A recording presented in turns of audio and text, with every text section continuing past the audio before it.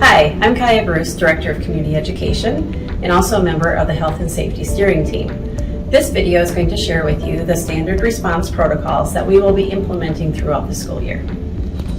First, let's start with a little background about how we got to this point. A district emergency management response team with roughly 10 district staff have met around policies, procedures, and practices around safety over a number of years. They created and continuously updated the emergencies procedures guide binders that are still in use today.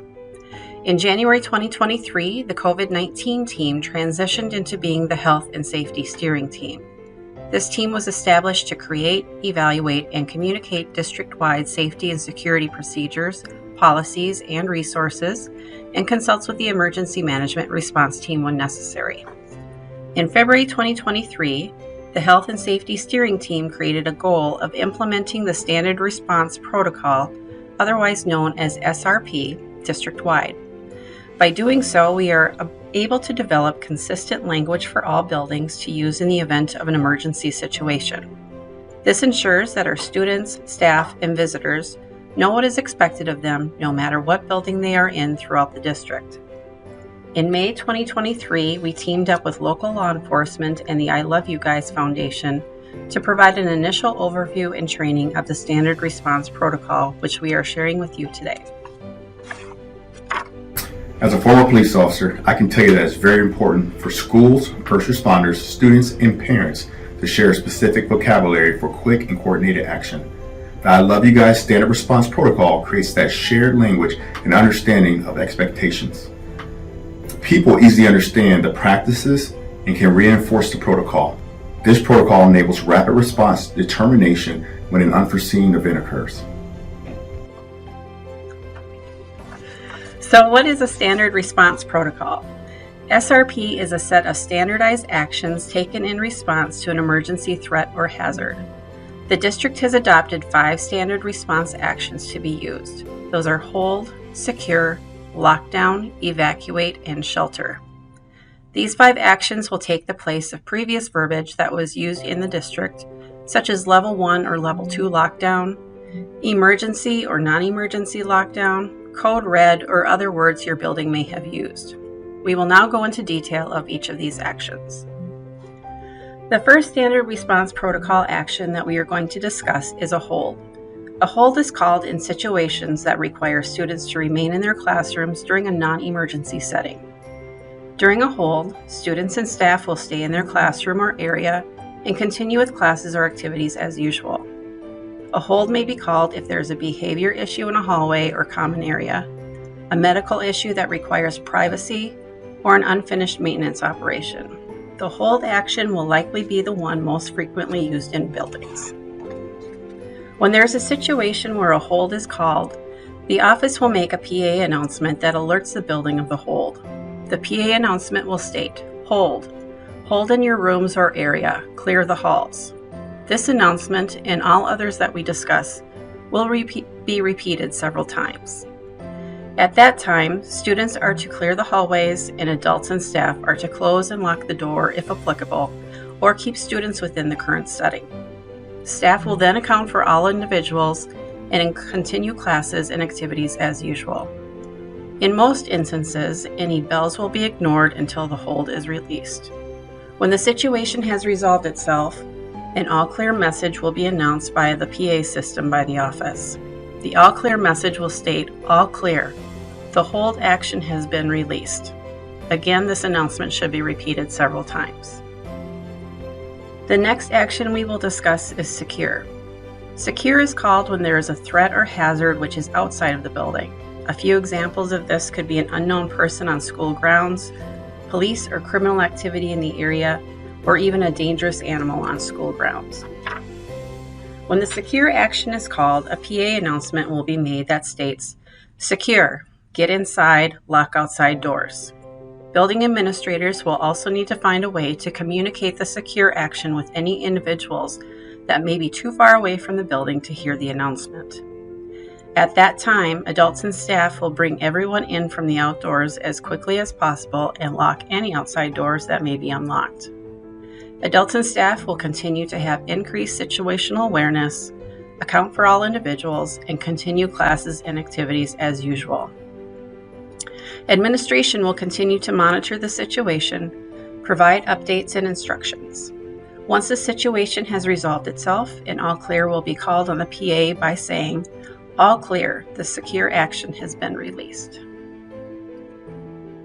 Lockdown is called when there is a serious threat or hazard that is inside the building. An example of when a lockdown may be called would be an intruder or unknown person inside the building, an angry or disruptive parent or student, report of a weapon, or an active assailant. When a situation happens that requires the lockdown action, administration or office staff will push the blue lockdown button in the office. This will activate the pre-recorded announcement via PA. It will play several times and will release all magnetic locked doors in the building. When a lockdown is called, adults and staff will direct students to get into the nearest classroom or secure space, move out of the line of sight from the corridor, get low to the ground, and staff will turn off all lights. Everyone should remain silent, including their cell phones. Students will have the ability to text their parents soon, just not the first few moments of the lockdown action. Lastly, students and staff will not open the door for anybody. The lockdown action can only be lifted by administration or local law enforcement unlocking the door and letting the occupants of the space know the lockdown has been lifted. Again, the lockdown action replaces any terms previously used, such as Level 1 or Level 2 lockdown, emergency or non-emergency lockdown, code red, or any other words you may have used. The next action we are going to discuss is evacuate. The evacuate action is called when there is a threat or hazard inside the building and it is safer to move people from inside the building to outside. Based on the severity of the situation, the evacuation could be to a location on school grounds or an off-site location. A fire drill would be considered a form of the evacuate action. Other reasons a building might call for the evacuate action could be for a bomb, a hazardous material spill inside the building, a gas leak, or even heating and ventilation issues. Due to the fact that the evacuate action may be called for a variety of different reasons, the announcement language varies depending on the situation and the severity of it. If there's a fire in the building, the evacuate action will be announced via that fire alarm, as it has been in the past. In the event that evacuation action is called for any other reason, a PA announcement will need to be made. The announcement should state evacuate the building immediately, evacuate to, and then you would state the location. Evacuation routes out of the building may be blocked, so administrators will share any changes to evacuation routes with staff.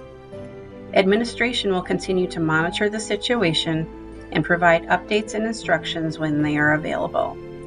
Depending on the situation, relocation and reunification procedures may need to be implemented. Comprehensive training on relocation and reunification procedures will be happening later this year. Once it is safe to return to the building, the all clear can be announced over the PA system stating, "All clear, the evacuation action has been released." The final action is shelter. The shelter action can be called when there is an external hazard or threat that puts students and staff at risk if they were to evacuate the building. Some examples of when shelter action could be called would be a tornado, hazmat or biohazard spill outside the building, blocked evacuation routes, flooding, or even an earthquake. Similar to the evacuate action, each situation in the shelter action is highly specific based on what the hazard or threat is. Due to that, the PA announcement message will change based on the specific hazard or threat to the building. When a shelter action is called, a PA announcement will be made that states shelter for, and you would state the specific hazard and safety strategy. An example of this for a tornado or severe weather would be shelter for a tornado, go to severe weather shelter area. In this case, the tornado is the hazard and going to the severe weather shelter area is the strategy. During the shelter action, students, staff, and adults must follow the appropriate safety strategies based on the hazard. Adults and staff must account for all students and adults and report any injuries. Currently, safety strategies for instances like tornadoes, hazmat spills, and other similar situations are located in the district's Emergency Procedures Guide 3-ring binder. Over the next few months, we will be working to update those safety strategies to integrate them into how the new SRP work. Look for more information regarding that from the Health and Safety Steering Team. Finally, once it is safe to release the shelter, a PA announcement will be made that states, "All clear, the shelter action has been released." Next, we are going to share with you a 7-minute video from the I Love You Guys Foundation that summarizes the 5 response actions of the SRP that were just shared. This video is intended to be a training video that can also be shared with middle and high school age students. Why is this stuff important? There are things the adults don't like to talk about, but if things happen at school, I need to have a plan. And I need to know that the adults have a plan, so I'm going to talk about the standard response protocol. It's all about these simple actions. The first action is hold. Stay in your classroom, clear the hallways.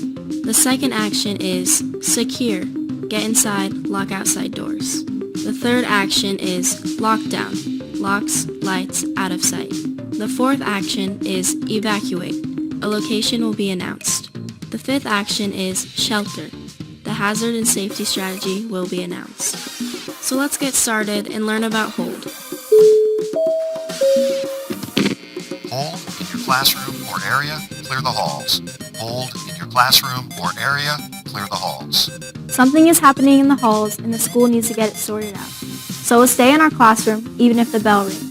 Try to do classwork, but remind your teacher to lock and close the classroom door. Won't I be marked tardy for my next class? Not during a hold. And if I'm in the cafeteria or the gym? Depending on what's happening, you might be asked to stay in your area if you aren't in a classroom. Unlike a lockdown, a hold can be released with a PA announcement. Students, all clear, the hold is released. All clear, the hold is released. I'm James. I'm a school resource officer. Kids, get inside, hustle. Secure, get inside, lock outside doors. Secure, get inside, lock outside doors.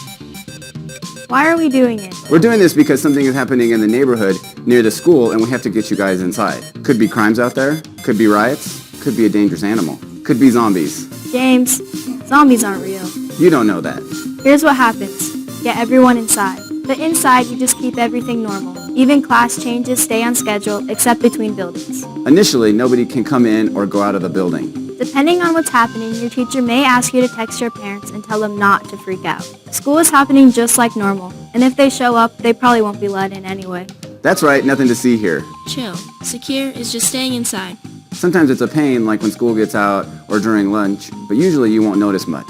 What about lockdown? This is serious. Pay attention because something bad is happening in the school. Oh, things adults don't want to talk about. First, I'm going to talk about stuff that we do know. Data and research about attacks at schools. Then I'm going to talk about what to do depending on where you are. First of all, 70% of these are over within 5 minutes. 90% are over in 10 minutes. Heavy. First, let's look at one thing that they have learned. An attacker has hardly ever gotten through a locked classroom door. Hardly ever. Where'd you see that? Get on the web and look at the Sandy Hook Commission report. The FBI has some stuff too. Lockdown, locks, lights, out of sight. Lockdown, locks, lights, out of sight. So the teacher will lock and close the door. Right, then what happens? I got this. First, we're going to get out of sight of the corridor window. What else are you going to do? Then we're going to get low on the floor. I'm going to make sure I can't see out of the corridor window. Then I'm going to take a deep breath and focus. This is an important 5 or 10 minutes. I'm even going to silence my phone or turn it on Do Not Disturb. Turn off your data and Wi-Fi too.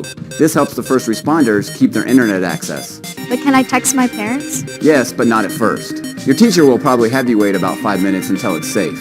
If it's safe, a few of you at a time can text your parents. Here's what to text. I'm okay. We're in a lockdown. I'll update you every 5 minutes. I'm going to add this. I love you guys. Text your parents. Don't text your friends. Don't post on social media. Duh. Here's one thing, a lockdown can be scary and it's probably going to last a long time. I need you to support each other, listen to your teacher. What else do you keep in mind? Don't open the door for anyone. What if they say it's the police? Like this, police, open the door. I don't know if it's really the police or someone trying to fool me, so I'm not going to open the door for anybody or even say anything. Right, law enforcement or an administrator will unlock and open the door. Same thing with an announcement on the PA. We're going to stay here until the administrator or police comes and opens the door. What about the fire alarm? When we're in a lockdown, we're going to treat a fire alarm a little differently. Unless it's really a fire in the room, we're going to initially stay put. Although I might look at other ways to get outside. If you're in the hallway, cafeteria, or gym, try to get behind a locked door or try to get out of the building. Remember, 5 minutes, so go quick. Think about other locking doors like staff bathrooms and some offices. The student bathrooms are probably a last resort. No locking doors, but at least you can get out of sight. This is a good time to talk about evacuate. Sometimes we just need to leave the building. Depending on what's happening, we might be asked to leave our stuff. Or we may be asked to bring it. If your phone's in your pocket, keep it there. If you hear lockdown and aren't in a locked classroom, remember self-evacuation is another option. That means getting out of the building and going to a safe place quickly. Once you're there, call your parents, tell them you're okay. The school might also give you an emergency number to contact. What happens when police release a lockdown? Police or an administrator will open the door and begin the classroom evacuation. Now, don't be surprised if they are a little loud or they keep shouting, "Show me your hands!" Got it. They're going to be loud and keep my hands empty and visible. Can I bring my stuff? Probably not, just what's in your pockets. They'll probably bring us to a secure assembly area like a cafeteria or a gym before moving us to where our parents can pick us up. At the assembly area, don't be surprised if an officer searches you. They just want to make sure there's nothing dangerous out there. Got it. They're going to be loud. They're going to search us. If you think about it, you're probably going to be stressed, so it's going to feel a little more intense than it really is. They are probably going to be a little stressed.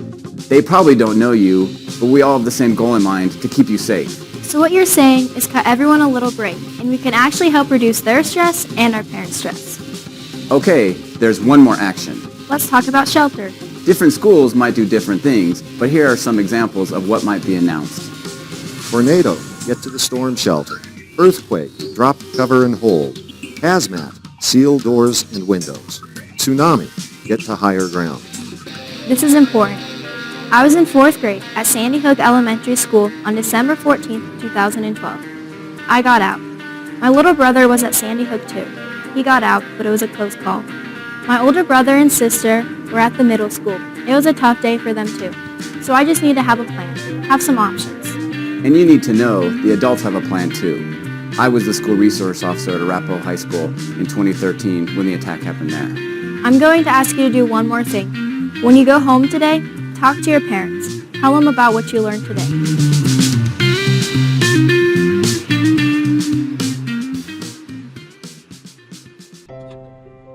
Each classroom or space where people gather, cafeteria, gym, restrooms, etc., should have a standard response protocol poster displayed next to the door or entry of the space. It is important that these posters are hung consistently throughout the building so that students, staff, substitutes, and visitors know where to look in case of an emergency. Please work with your administrator to ensure that you have a poster for your classroom or area. State law requires schools to conduct 5 fire, 5 lockdown, and 1 tornado drill each year, and the first fire drill of the year needs to take place within the first 10 days of school. We want to thank you for taking the time to listen to this very important update to our emergency response plan for the district. We are eager to roll out the standard response protocol to all buildings and continue to provide a safe and secure environment for all students, staff, and visitors. Additional information and tools will be shared with you as the school year progresses. If you have questions or comments, please contact the Health and Safety team using our email or the QR code listed here. We wish you an amazing and rewarding 2023-24 school year, engaging, developing, and inspiring our students for lifelong success.